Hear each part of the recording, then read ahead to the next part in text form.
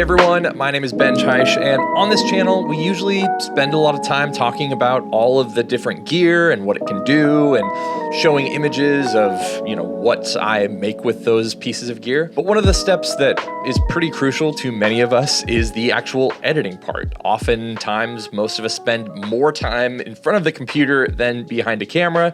So today I'm going to jump in and show some of the images that I took with the X100V and the 28mm equivalent WCL adapter. I have a video specifically on this that you guys can watch up there to see the original images from that video. But we're going to jump into Lightroom and show the actual photos and see kind of where they came from, where I brought them to, and how I went about doing that. Now, Fujifilm is obviously known for their film simulations, and while those are a fantastic tool, I still love to have control over my images, so I do all of them in RAW. And many of you are always asking what film simulations I use, and truth be told, I pretty much only use them in black and white on the X100F, and then I use my own presets on all of the digital color images that you see on all of my reviews and my website and all that stuff. So let's jump in, see the images that came out of this camera, and see what I did with them. All right, so I picked out about 28 of the 638 images that I took on this trip with my family. And we're definitely gonna jump into a few of the different kind of looks and whatnot. These are all done with a kind of beta preset that I've been working on lately. So I'm not gonna show the actual preset itself, but you'll be able to see some settings and obviously the before and afters.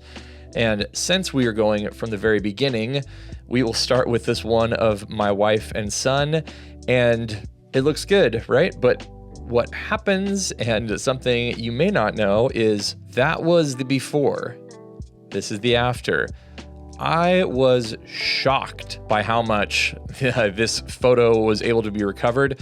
You can see that in the exposure panel over here, I dropped this -2 stops and was able to recover so much of the highlights. I think the only thing that's really kind of missing at all is a little bit of detail on my son's face here. But if we click J, if you haven't done that before, it will show you the parts of your image that are either blown out or crushed. And in the original here, it shows that the only parts that have 0 information are these parts right here and these parts right here. And if you look at our histogram, we are almost to the end here, but it shows that the way that Fujifilm's files are in general hold a ton of information. So again, if you haven't tried that out, that's J. And in these images, in the dark shadows, I obviously don't mind losing any detail there, but it's really interesting to see kind of where that is. So here you can see it's pretty significant how bad that looks. But the thing about this afterwards is, here's the second image.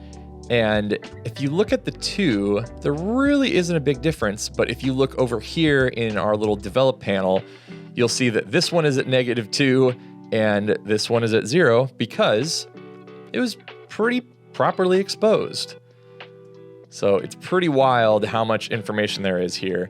And if you jump in and do our little J trick, you can see there's a little bit more information in the shadows. And especially if you jump in and hit reset, the only bits of information we're missing are these little spaces in her jacket, which is pretty phenomenal if you ask me. Now jumping into here in my normal preset pack, again, these are kind of like a newer version that I've been working on for quite a while. So you can see where there's kind of a little bit of a difference in the detail and whatnot between some of these. Obviously this one has a little bit more information. They all just have all different kind of color looks and just depends on what you're looking for. What I did when I made these was try to make them pretty easy to use in all different situations. And obviously they all have a slightly different color palette and profile, which can work well depending on what kind of environments you may or may not be surrounded on. This North pack works really well in cities and in more minimal environments. This South pack ends up working a lot better in places, frankly, like this, where it has a little bit more maybe bounce light. East works well in East Coast, and especially with bright green grass, it kind of helps deaden that out a little bit. And then west really kind of accentuates the West Coast greenery and trees and things like that. But I do actually really like it on this one. And then our black and whites, obviously we have a few different versions here as well. Now, as you can see here, it says pano, which means that I stitched a few different photos together. If we jump in and see where the crop is by hitting R, you can see actually that overall, we have an image that was kind of put together like this. So clicking R always brings up the crop panel like this. So that's another little quick key. And then if you hit Control M with a few different photos that have, you know, similarities where you're able to stitch them together, it automatically will create that pano depending on how you have it set up. So obviously this probably wouldn't work, but we could actually use these two images, hit Control M, and then it will create that pano preview and stitch them together, and you can get a slightly larger image depending on what you're looking for. So it's something I do a lot to do either bokeh panoramas, known as the Brenizer method by my friend Ryan Brenizer, which I did a video on a long time ago, or you can simply just, you know, use it to create a panorama. And in this case, it works out quite a bit better than doing it in camera, because the in camera, while it looks beautiful, only gives you a JPEG at the end of the day. So this definitely looks really cool, but you just don't have a lot of control over it. And if we look at our original crop, because of just how the camera made this, while it looks amazing, we have some glitches over here, and it's not exactly what I would be looking for. So in, you know, cropping into something that makes a little bit more sense, we could either do something like this and kind of just center this whole area right here. But I felt like the composition made the most sense having this be kind of our focal points. And then typically I will go in and either do, you know, an anamorphic style cinema aspect ratio, or typically I'll do the X-Pan aspect ratio, which is 6.5 by 2.4. So I believe that's what I did here, which then also gives us just a little bit more of a photographic look, but something I just definitely really love. Here is another image that has a lot of highlights, a lot of shadows. And if you look in here, we're kind of cleaning things up by adding some dehaze. You can see that I've added +30, which definitely cleans up the image quite a bit, because if we reset that, you can see where our dehaze really started working. Now, one of the things that I did a video on a while back is the ability to do masking, and especially smart masking. Here, I didn't necessarily do that, but we'll jump in to some other places where I did. So this first mask, I ended up changing the color a little bit and kind of deadening this stuff down.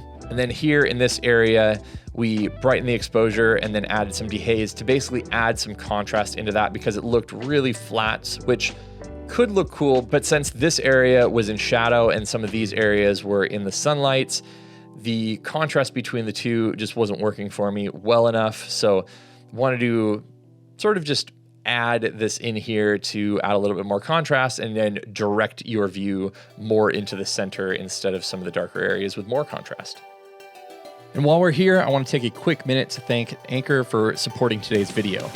If you're looking for hubs or docking stations for your Apple M1 devices, this Anker 10-in-1 USB-C docking station will give amazing performance to meet your needs. The M1 MacBooks are a fantastic tool that have completely changed the game for creative professionals like you and I, but the problem many have run into is that many of the peripherals just don't work with the new chips. That's where this Anker dock comes in. Using the latest display technology, it can expand the M1 MacBook to 3 different monitors through its 4K HDMI port, 2K HDMI port, and 2K display port. You also get a 1 gigabit per second Ethernet port to ensure the fastest download and upload speeds.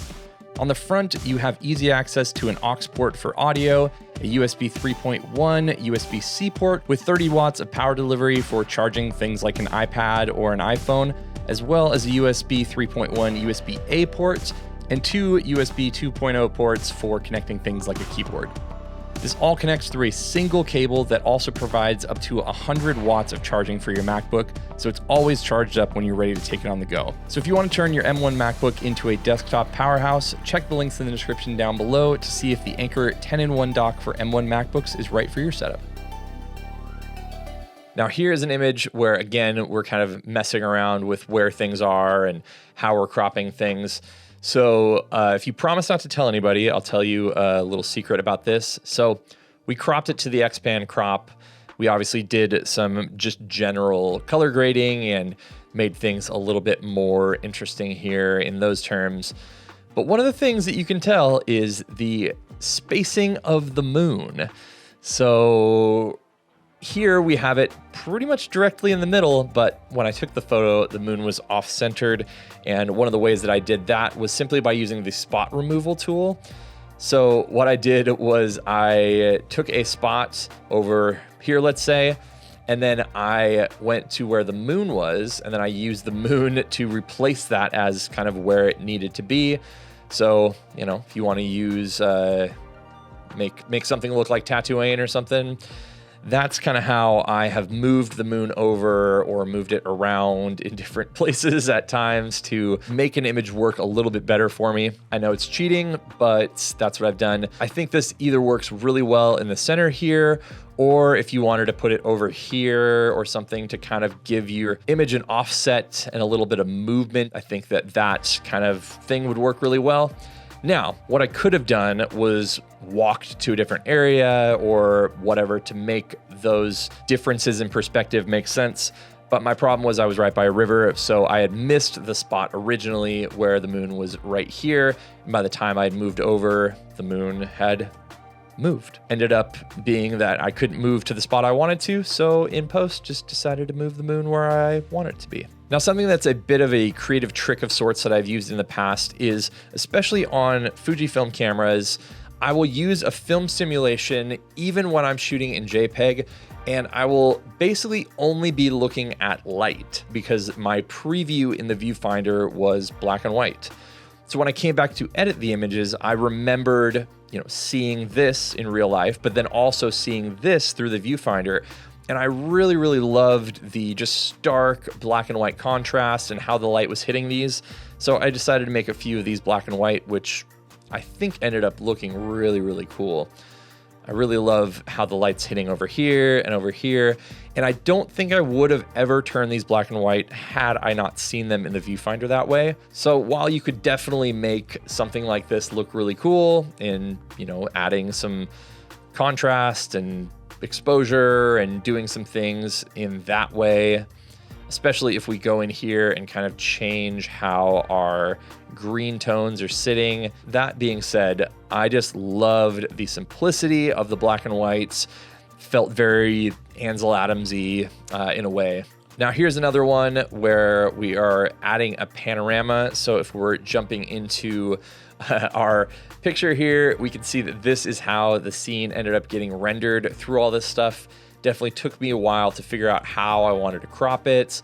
I ended up cropping it here and had a lot more detail at one point, but then I just really liked the darker style of all that kind of stuff. And the preview wasn't rendering this very well, so I'm rendering another smart preview and stuff, but it definitely looked incredibly grainy and looked terrible. But you can see here that because we are stitching multiple photos together, there is actually a ton of information. And actually, as I'm looking at it as well, one of the things that I do kind of wish I would have done here was I really love how the light is kind of moving in this direction. We have these offset things here. And then one of our subjects of sorts is this path. And so I think that in doing this, by adding a little bit more to this path here, and then maybe adding one more mask where I'm brushing in a slightly lower version, so maybe like a third of a stop or so to these edges, we can get something that looks a little bit more realistic while adding to our overall dimensions of this. So as a final image, I think that looks a little bit better. And again, here is our first image. Really looks cool, but I do like the black and white in these. Let's see if I cheated on this one or not. Yeah, we did. So you can see that in the original, our moon is down here, which can look cool, like I get it. But I really liked the way that this area was sort of playing between the trees. This area here as well, because we have this little bit, could have also worked.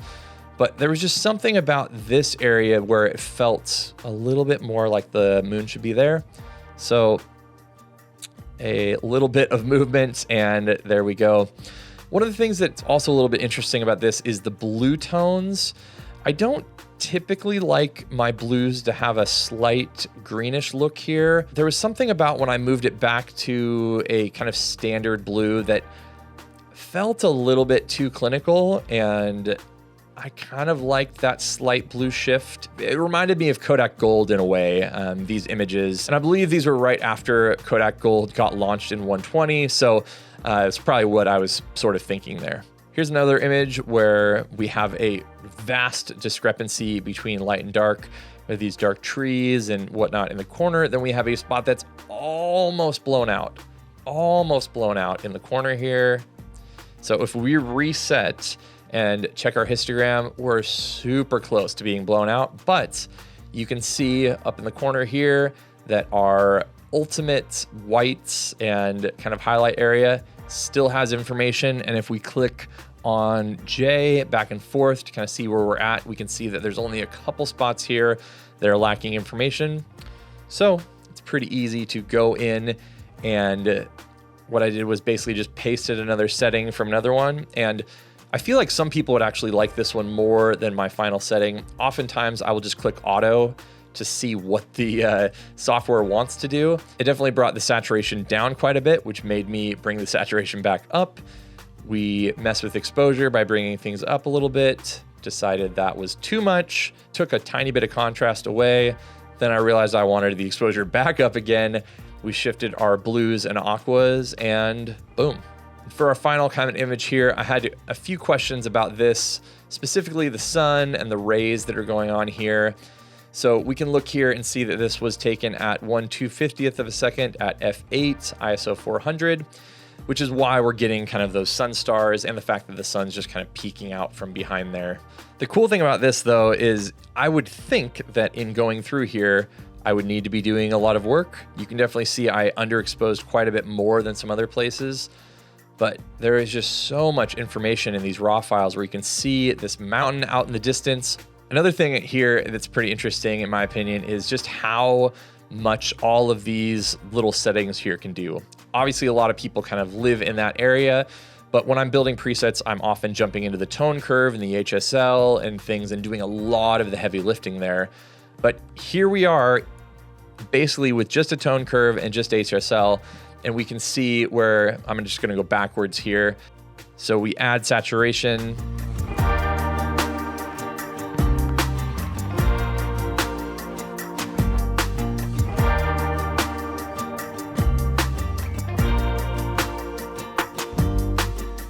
So again, here is kind of our before and after.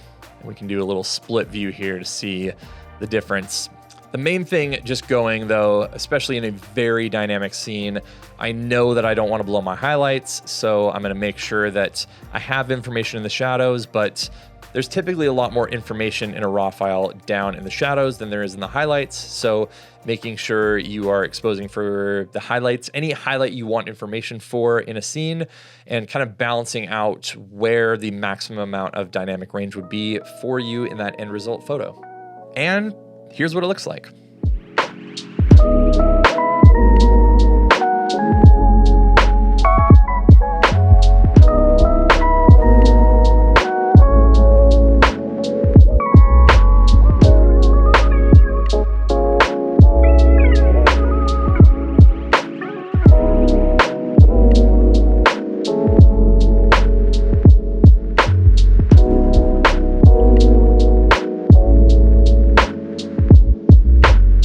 So thanks so much for watching. If you have any questions about what I did here, please leave a comment below. And especially if you appreciated this video, as these videos don't always do as well, but I think it is a really interesting thing to talk about and is always informative to me to see how other people edit their work. So like and subscribe if you haven't already. Leave a comment if you want to support the channel further. You can obviously check out the presets in the description down below, and I will see you all on the next one.